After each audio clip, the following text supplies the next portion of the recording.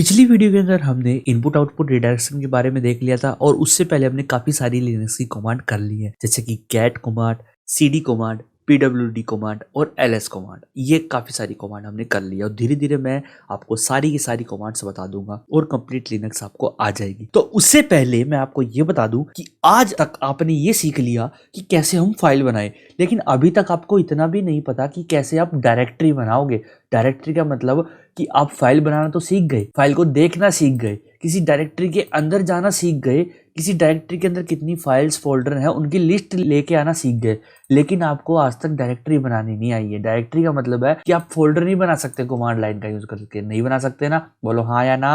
अगर हाँ तो आप बहुत अच्छे बंदे हो, और अगर ना तो आप और भी अच्छे बंदे हो, क्योंकि अब आप सीखने वाले हो इस वीडियो के अंदर। तो फोल्डर बनाने के लिए एक कमांड है जो कि आप यूज करोगे, जिसका नाम है mkdir। अगर आपको ये स्पेलिंग थोड़ी सी टिपिकल लग रही है तो कोई दिक्कत की बात नहीं है, क्योंकि धीरे धीरे सीख जाओगे। अब देखो, मैं स्पेलिंग का मतलब बता देता हूँ आपको। mk और dir ये दो एक वर्ड है अलग अलग, ठीक है? ये दो एक वर्ड है अलग अलग। mk मतलब मेक, dir मतलब डायरेक्टरी, मेक डायरेक्टरी, ठीक है? अब आपको ये याद होने लग जाएगी स्पेलिंग।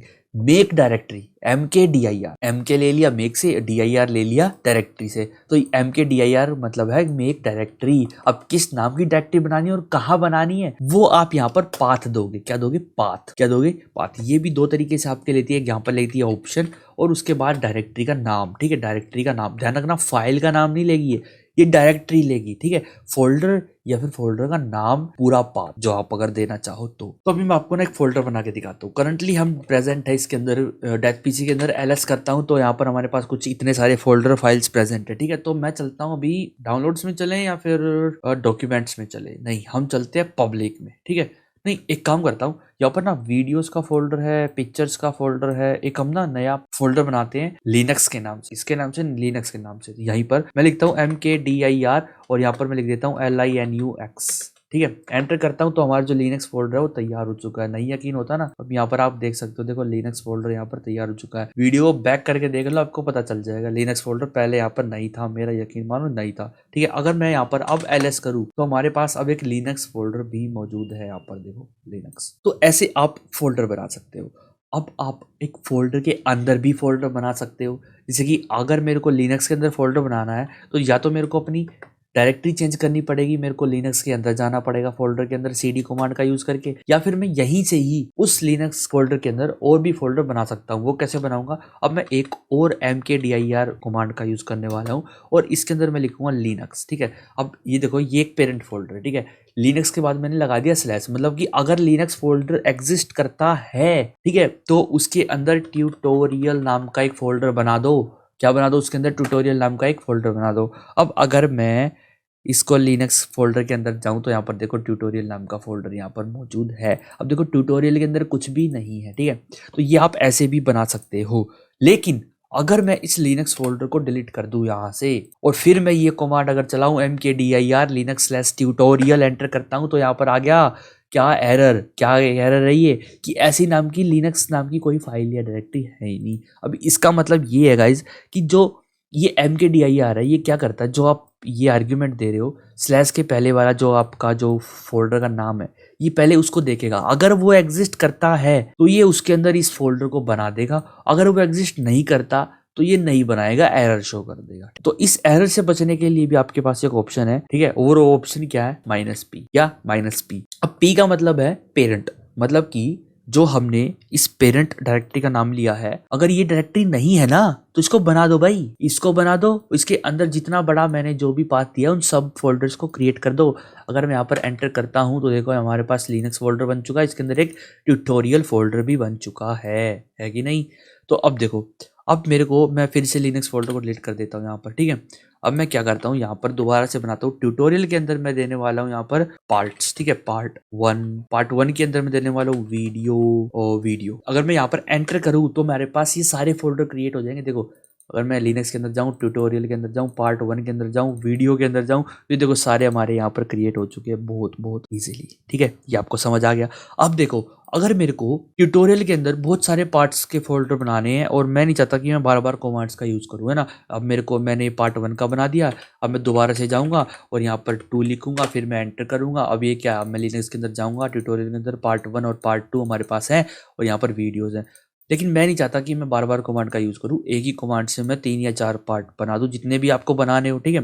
तो उसके लिए मैं क्या करूँगा, यहाँ पर mkdir लिखूंगा, -p करूँगा। अब देखो -p मैं इसलिए लगा रहा हूँ क्योंकि मैं इस लिनक्स फोल्डर को डिलीट कर रहा हूँ दोबारा से। अब क्यों कर रहा हूँ वो मैं नहीं बताने वाला आपको, बस मैंने कर दिया। अब देखो ट्यूटोरियल के अंदर मैंने बहुत सारे पार्ट्स बनाने हैं ना, तो मैं यहाँ पर कर्ली ब्रैकेट्स लगाऊंगा। अब इस कर्ली ब्रैकेट का मतलब है कि मैं यहाँ पर मल्टीपल डायरेक्टरीज देना चाहता हूँ। क्या, इस कर्ली ब्रैकेट का मतलब है मैं इसके अंदर मल्टीपल डायरेक्टरीज देना चाहता हूँ जो आपको बनानी है। अब एक बात का ध्यान रखना, अगर आप इसमें डबल कोट्स या सिंगल कोट्स का यूज करोगे तो ज़्यादा बेटर रहेगा। तो आप स्पेस का भी यूज कर सकते हो, वरना आप स्पेस का यूज नहीं कर सकते। वो कैसे, अभी मैं आपको बताता हूँ। देखो, अगर मैंने यहाँ पर बनानी है 2 फाइल्स, पार्ट 2 के नाम से, पार्ट 2 पार्ट, एक तो मेरे को पार्ट 1 बनानी है और एक बनानी है मेरे को पार्ट 2। एंटर करता हूँ और अब अगर मैं यहाँ पर जाऊँ, कहाँ पर, लिनक्स कहाँ है मेरा, ये लिनक्स है, इसके अंदर ट्यूटोरियल के अंदर गया। अब देखो ये क्या बनी है भाई, ये देखो किस नाम की फाइल बन गई है, पार्ट नाम की फाइल बनेगी कर्ली ब्रैकेट लगा के, ठीक है। और साथ में मेरे ना बाहर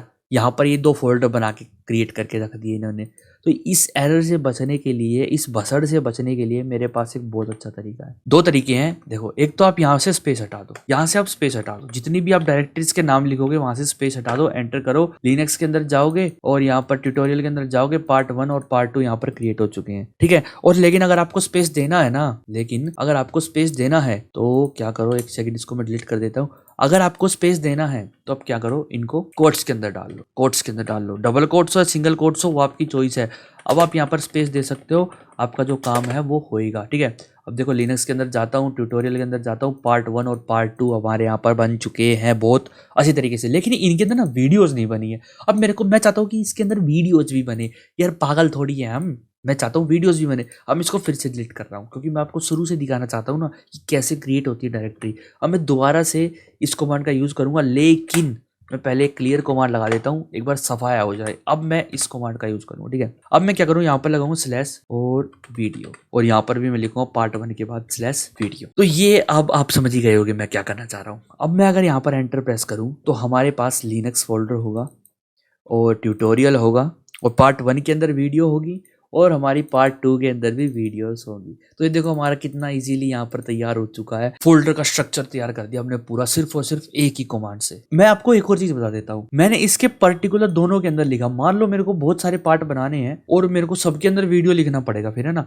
मैं एक काम करता हूँ, इस वाली कमांड को दोबारा यहाँ पर लिखता हूँ और मैं यहाँ पर चाहता हूँ बहुत सारे पार्ट्स बनाने, ठीक है। मैं और भी पार्ट्स बनाना चाहता हूँ, यहाँ पर कोमा पार्ट, मेरे को अगर 3 बनाना है, पार्ट 3 कोमा पार्ट 4 मैं दे नहीं रहा यहाँ पे डबल कोट्स क्योंकि मैं स्पेस नहीं देना चाहता। और अगर मेरे को ये सारे पार्ट्स बनाने और इन सभी के अंदर मेरे को वीडियोस नाम का फोल्डर देना है या फिर उसके अंदर मेरे को कुछ देना है, तो यहाँ पर मेरे को प्रॉब्लम होने वाली है बहुत बड़ी। तो प्रॉब्लम क्या होने वाली है, मेरे को सबके अंदर स्लैश वीडियोस लिखना पड़ेगा, लेकिन मैं चाहता नहीं। तो अब क्या करो, लास्ट में लिख दो वीडियोस। तो ये क्या करेगा, जितने भी ये फोल्डर बनेंगे उन सबके अंदर ये डायरेक्टरी प्रेजेंट होगी, ये डायरेक्टरी प्रेजेंट होगी। और इसके अंदर आप दे सकते हो कोई भी डायरेक्टरी जो आपको देनी हो, कंटेंट वगैरह जो भी। एंटर करता हूँ तो देखना कितनी बड़ी डायरेक्टरी हमारे पास यहाँ पर तैयार होगी, लिनक्स तैयार होगी। लिनक्स के अंदर ट्यूटोरियल के अंदर जाएंगे, यहाँ पर हमारे पार्ट 1 2 3 4 हैं सारे।